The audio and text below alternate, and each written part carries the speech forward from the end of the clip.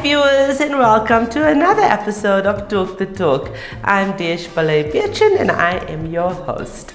Joining me today is Amanda Van Der Merwe, the Aftersales Manager at Tavcor Auto Sales VW Commercial, and she's traveled to us all the way from Port Elizabeth. Amanda understands that it is the people she leads that ultimately determines the success or failure of any venture, and this is why she surrounds herself with great people that she can cultivate into a team of competent, confident individuals who can work well as a team. She then has the ability to guide this team towards a well-defined vision by clearly communicating short and long-term goals, inspiring confidence and trust among colleagues, and influencing common efforts through character rather than by a position of authority. Ultimately, she knows that a great leader creates and nurtures other leaders and followers. Now, Amanda had made it to the top 30 in her category, and rightfully so. She was nominated because of all of the above that I mentioned. So let's welcome Amanda, and as always, this interview is proudly brought to you by Sariti Solutions and Evo by Nedbank.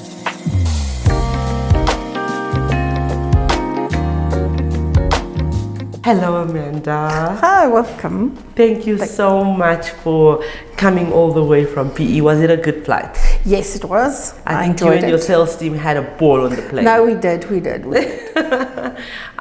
Congratulations on your nomination. Thank you very much. And I wish you all the very well in this journey. And I also know that you understand that this nomination is not about winning, but about paying it forward and about using this platform to empower other women. So thank you for recognizing that. It's a pleasure. It's a big privilege for me to be nominated in this platform. Okay, so I think for us to get you more votes, we need to introduce you to our followers. Right.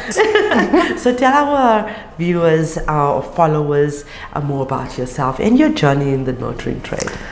Okay, so it's quite funny because when I started telling people my story, they were always like, you went from guns to cars. So before I joined the motor group, I was in the police force, and then I moved over to Tavcor Motor Group, and I've been there for almost 20 years. Next year will be 20 years. Wow. So I haven't jumped to any other dealer. I love them. It's a family-owned business, and they're just amazing. It's all about the family and what you give. Really? So I started off as a receptionist, and from there on, and it was in the service department, and I just moved on the ranks. And one day our parts manager, that's now my DP, John Els, he said, you're going to come work for me now in parts. So I'm like, okay, I will do this. And he said to me something that sticks with me, and he said to me, put your head down, be a sponge, and you're going to shine. Just do what you do, you're going to shine. And I took that, and he's still, up to today, he's my mentor, he's a DP now. And I put my head down, and I was just becoming like a sponge, and I was just taking in all the information that I can from whoever. And when technical people were talking, I was listening, making sure that I get everything that I know. So when a technician was talking, I would listen very carefully, because next time I would know the answer to the questions. And so I've moved up in the ranks, and then I went to warranty and costing, and made a name for myself, because I was very attention to detail. It was a passion for me, and I wanted to be great in what I did. And from there on, I have also trained a lot of ladies in what I was doing. So from there on, we bought another dealership. So I was in Audi, and I was in VW. We bought the Suzuki dealership, opened that. that was amazing because it was a small little dealership. So I was from a service advisor to a service manager to a driver. If I had to test drive something, I would test drive. If I have to hold a spanner, I would hold the spanner. And I've moved up, and then we went to Audi, and I landed the service manager job at Tavcor commercial vehicles. That's a very fleet orientated, and that was totally my passion, because it was more of not seeing a customer only once a year, but you see them weekly, and you build this, they just become part of the family, and it was amazing. So if I'm not there, they will like ask, Amanda, where's Amanda? Does she still work here? Like, yeah, she still works here, but you're starting to know them, and you're starting to know their families. So I love what I do, and the brands that I'm working at, it's just customers and the teams are phenomenal.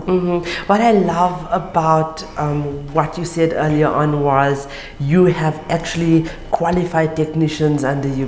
Tell me about that. Yes, so female technicians. Female. Right? So we have an apprentice program that my workshop manager JJ runs, and we have taken female apprentices.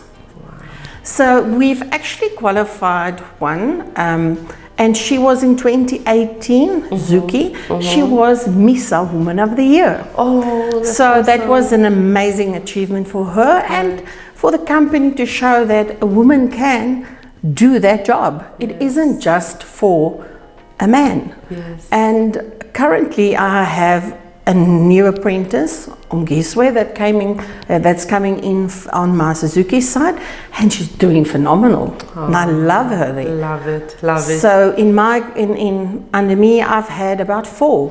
So that's amazing. And that's why I'm going to ask you the next question. How do you feel about this platform that recognizes women in the motoring trade, that's doing what you are doing in terms of encouraging women to move up the ranks and become technicians, especially bringing in the numbers in the after sales division? I think it's all in the women. It was always like in sales, because they can sell, and after sales it was always like the man's. That's the man's side, and bringing the woman in, we just bring something different to that whole after sales.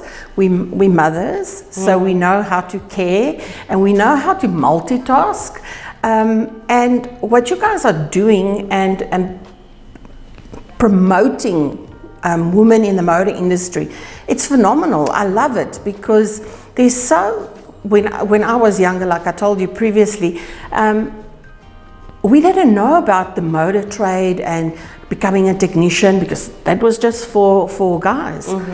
And the females are definitely making a mark for themselves, and not just in sales, or not just in being a DP or in executive, but also in the workshop, and they're really doing well. Aside from the nurturing factor and women being empathetic and nurturing, it's in our nature to be caring, attentive, tolerant, patient, and all of the above. But what else do you think it is that women has that makes them succeed in our trade? Women has the ability to organize. We are organized, and we set goals and we achieve them. We do not procrastinate, and we do something and we do it now. Finish it. And that is important. If in the motor trade you can't put something on hold and think you're going to do it tomorrow, you can't. You do it now. Absolutely. And I think we've got a very good attention to detail. I think that is one of probably the strongest points for me. Attention to detail. I think I can tell you in a year's time what you had on now, and jewelry wise and everything. But I think that also comes from my experience in ballistics. But I think we are administration wise, we are better equipped. And especially in the motor trade that are now currently moving. So fast, computerized, and there's a lot of paperwork in different brands. They're doing well. Absolutely. So tell me about a problem. I think being in a manager's position or leading a team, you often would, encounter problems. Tell me about a problem that you have solved in a unique or unusual way. What was the outcome, and were you happy or satisfied with it? The reason I ask this question is so that other women that are encountering the same problems or will encounter a similar problem could take a lesson from this. I have thought long and hard about this, and I can't pinpoint one. Okay. So every day in the after sales, it's a challenge. So you make decisions, and you have to be fast in making quick decisions to make sure that your customer is happy, because at the end of the day, it's all about him being happy and coming back to you. So there isn't really one specific incident. Every day's got his own one, but one thing that I can say is, yes, I talk a lot, but in the beginning, when I just started in motor trade, I was so scared to speak to customers. You will not believe it. And I put myself a challenge out for every day, 5 people that I do not know from a bar of soap, and I'm going to just start talking to them. Nice. So the customers will come in, and it doesn't matter if I knew them or I didn't knew them. And that was my way of teaching myself to be more comfortable with the customers, because I was afraid to speak to them. And today I can say, by just doing that exercise, giving myself 5 customers a day, and that was my goal, 5 customers a day, don't know you, I'm going to talk to you. Amazing. Doesn't matter what it's going to be about. I actually resonate with that, and that is why I am called Talk the Talk. Because I had that problem as well. I talk a lot. Everybody that knows me knows that. But when you are in a new environment like this, and your knowledge is this much compared to the people that you're working with or liaising with, it is so intimidating. So I think also another thing that I could add to that is allow yourself to learn, allow yourself to be open-minded and become knowledgeable, so that you can have the conversations and you can talk the talk. So I must say, one thing that I have learned also is there's nothing wrong if you don't know. Say Absolutely. that I don't know, but I will find out. Yes. And that is one thing that I live by. Don't say that, yes, I know, and you don't know. Just say you don't know and go find out, because that's going to be a learning curve for you. Absolutely. And for the next time, you're going to know it. So I live by that, and I also tell my staff, be a sponge. Just take in as much as you can, because that is how you are going to become great at what you do. Absolutely. I sit here with hundreds of people throughout the year, and I'm sitting here pretending to be a human being, but I'm actually a sponge. That's what we all need to be. I learn something different from every single person that sits with me, and it's amazing, it's incredible. Our industry have so many different departments, so many different job functions, positions, and every one of those comes with different experiences. And we can only, we don't live long enough to learn from your own mistakes, but we can learn from others' mistakes, or from others' triumphs. So this is one of the reasons I love being here. I always, when I introduce myself, will say I'm Amanda. So half the time people won't know what I actually do there, because I don't mind what I do. If you want coffee, I'll go make you coffee. Absolutely. If I need to drop you off, I will go drop you off. So for me, it's about helping the team. So I'm very hands-on, and I will be there. So lots of the times the people won't really realize that, oh, she's actually a service manager. Because she's amongst her staff and she's helping and doing this. And even if I have to sit on the switchboard and answer it, maybe that day I'm going to learn something. Yes. You never know who's going to be on the other side of it. Sometimes it's just fun to do someone else's job. Definitely. If you have the time to. Yes. And how do you measure success, Amanda? For me, success I measure through my staff. Oh. Yeah.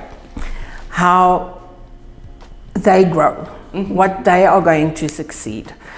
And also, when I'm not there, that the department, it runs. And when I come back, everything is just, I just step in and go. Isn't that amazing when you can do that? So for me also, I have this fundamental that you have to multi-skill your staff. So each staff member of mine can do at least 2 or 3 other jobs.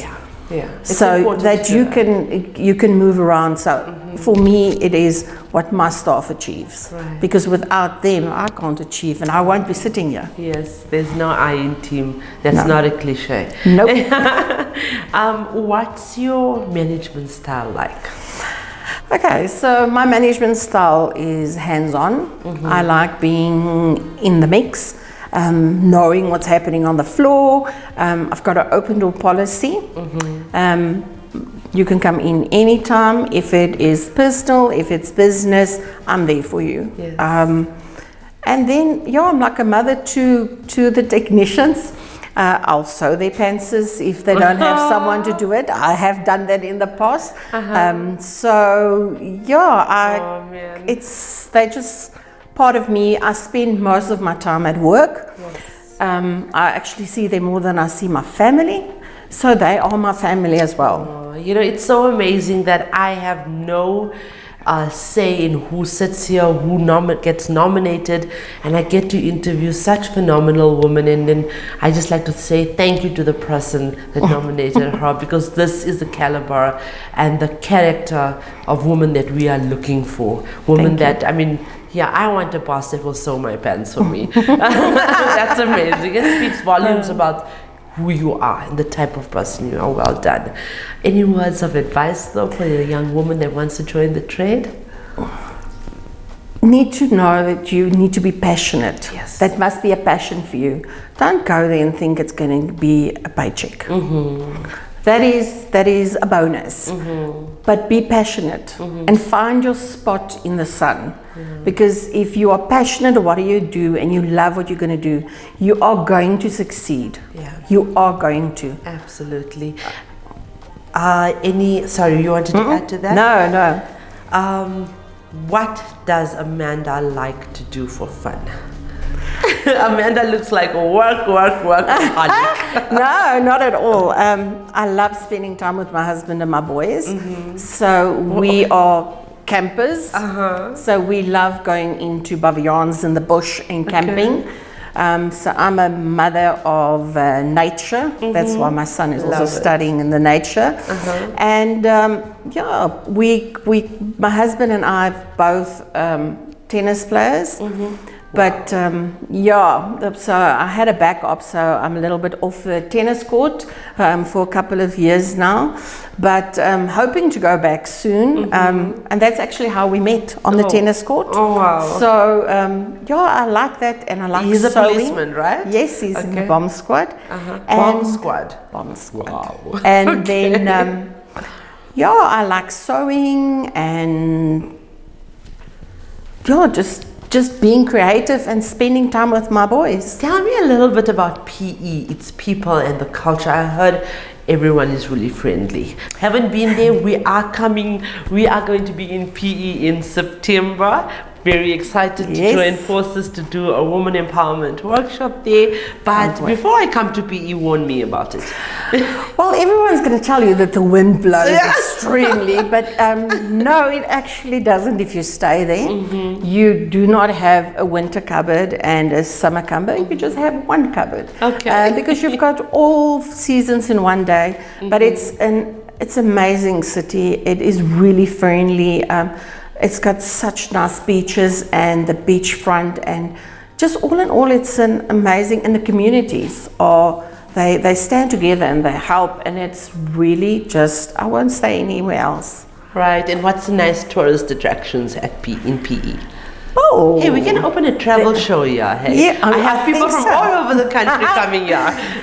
Well, we have the beachfront that is amazing, and then we've got pavilions that's close to us, and we've got the Addo Okay. So there's lots to do. Depends on what kind of person you are and what do you like. But yeah, it is just really a friendly city. Aw. Well, Amanda, you're a very friendly person. Thank you so much for coming. Thank you for contributing to our platform. I know that this relationship is going to extend far beyond just this nomination. We're going to do amazing work, at least on an annual basis together. Yes. I thank you so much for everything you're doing for our platform and for being the amazing, phenomenal woman that you are. Thank you. Thank you for inviting me and let me tell my story. And yeah, without my team, I won't be sitting here, and we are definitely going to empower the young ladies from today so that they can also sit here one day. Oh, thank you. Thank you so much. And thank you, viewers. Thank you so much for watching, commenting, and sharing our interviews and content. Our non-profit company is the Motoring Woman of the Year Awards, powered by MFC and Evo by Nedbank, and the Talk Studios, powered by Sariti Solutions, are aimed at recognizing and celebrating the women of motoring South Africa. We are not just telling stories, we are changing lives. Together, we aim to empower and uplift the women of our trade. For those of you that are searching for your new ride, please visit www.otto.evo.africa. We have thousands of vehicles on sale for you to choose from, and we only advertise on behalf of reliable and trustworthy MFC accredited dealerships. This listing portal is incredibly user-friendly, and you can also find vehicle reviews and car maintenance tips and advice, all courtesy of the Talk Studios. So ladies, today I would like to share with you my definition of a strong woman. Now I think maybe the reason I want to have a chat about this is because I have a phenomenally strong, resilient, tenacious woman sitting next to me. A strong woman has an awareness of the obstacles in her way and the expectations people have for her, but she decides for herself what she wants and works to achieve it.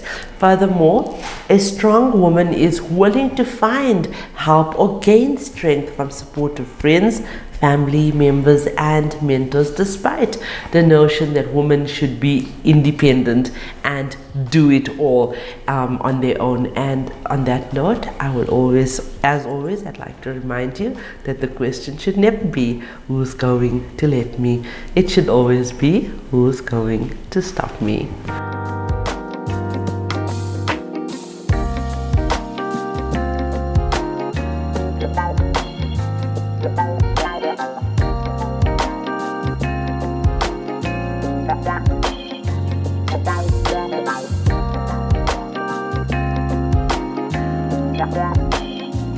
Yeah.